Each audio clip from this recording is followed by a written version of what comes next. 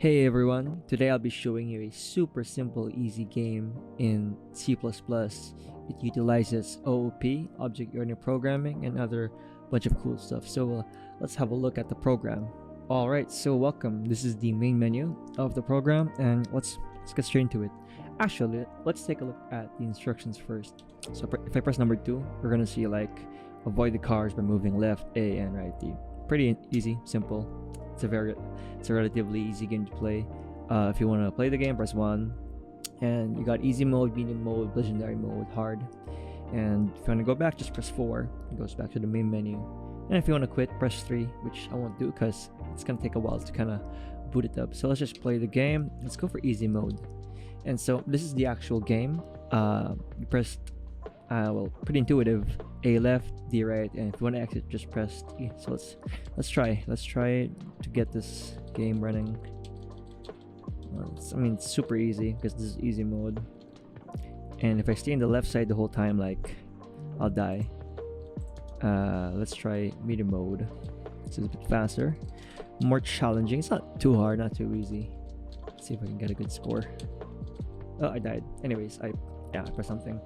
Let's try legendary mode. This is the hardest one. So like, this one's really okay.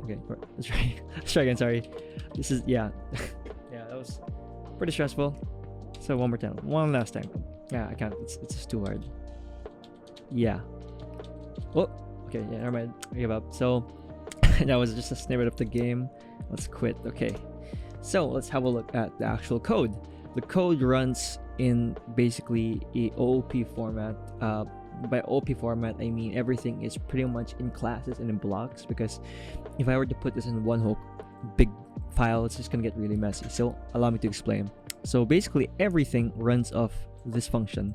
We're in the main, this is the main CPP file, which basically means that the actual program runs from this. It starts all here and get a main function, not program, and gets the menu. So basically when it runs the menu, menu, it actually goes to a generic class. And actually, before I go there, I just want to show you that everything is implemented in the header file. So rather than putting all of the code, all the functions, all the classes in like the main, I made a header file, which basically is like a template. It just shows like, okay, this is what I declared, all the values, all the functions. So we got the global variables, which basically means that the entire program will use parts of it. And we got like the class, the easy class, and you got a couple of stuff here, medium, and so on and so forth. Basically, it's very easy to modify and modularize. So the modes basically is the submenu of the main menu. So let's actually go to the generic class. And by the way, generic class holds all the global functions, the ones over here. I just call it generic class. So basically these very generic, they're not part of any class. So this is the main menu. And when you go to modes, it goes to here, the modes class. The modes function. I just made a separate CPP file for it, because why not? And then this is where the classes start to get in. We got easy class, so I'm gonna breeze through it because it's something you can just study on your own. We have the declaration. Here is our actual model. So it's just a bunch of ASCII characters to make it look like it's a car. We got our generate enemy, which basically generates an enemy at a random space in the board. Here, this thing draws the enemy. This erases it after a frame. So basically flickers, it generates, deletes, resets enemy. So the draw border basically draws a border for the program. That's what you saw. And the collision, if the enemy's character touches your character, it returns 1, or not 0, which means you didn't die. And then obviously updates the score.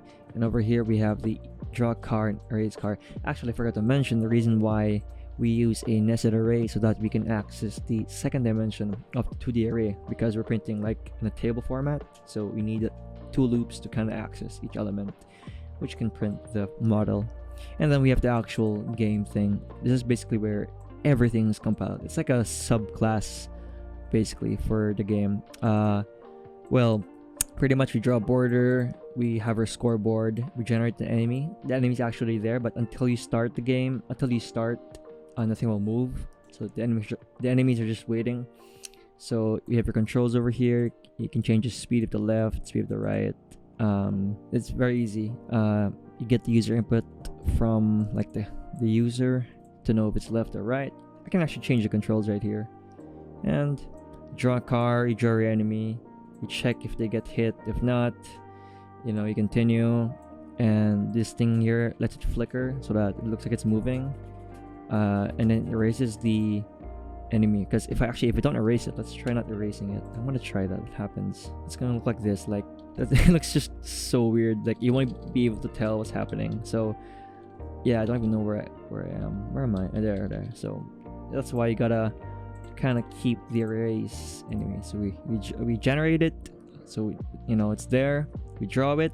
It's physically on the board, and then when it moves, you erase, and so on and so forth. It just flickers until someone dies, and basically it's an endless loop. It won't terminate until you die. So relatively simple. Copy paste it, just change some settings, change some colors, and basically it's the same game. Like we're utilizing the same functions, but we're modifying some parts, just make it cooler. So that's a very simple game. If you're interested, just message me. I'll show you some more. So that's it. Thanks for watching.